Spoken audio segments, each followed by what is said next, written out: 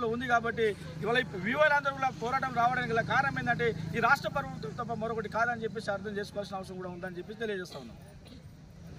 ఇప్పుడు అసలు మీరు ఏం కోరుకుంటున్నారు, అసలు గవర్నమెంట్ నుంచి ఏం ఆశిస్తారు? మేము గవర్నమెంట్ నుంచి ఏం కోరుకుంటున్నామంటే మమ్మల్ని వివోఏ అంటారు, విఓ అని పెడుతుండ్రు. విఓ కాదు, మేము వివోఏ విలేజ్ అసిస్టెంట్ ఆర్గనైజేషన్. మేము గ్రామ సంఘంలో పనిచేస్తున్నాము. గ్రామాలలో పనిచేసే మహిళలకు ఇన్సూరెన్స్ కల్పిస్తుండ్రు.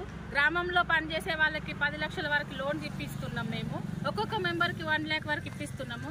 అలాంటి మేము వాళ్ళకు సేవ చేసే వాళ్ళకు మాకు ఇన్సూరెన్స్ అనే సౌకర్యం లేదు. మాకు కనీస వేతనం అనేది గుర్తించట్లేదు ప్రభుత్వము.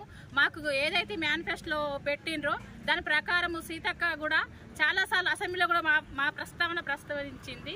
ఆమె ప్రస్తావన చేసింది కాబట్టి, ఆమె ప్రభుత్వంలో ఉంది కాబట్టి ఆ మేడం గారే మాకు వివోఏలకు ఇంత ఇస్తామని ఏదో ఒకటి ప్రకటనలో తెలపాలి. మాకు ఇన్సూరెన్స్ సౌకర్యం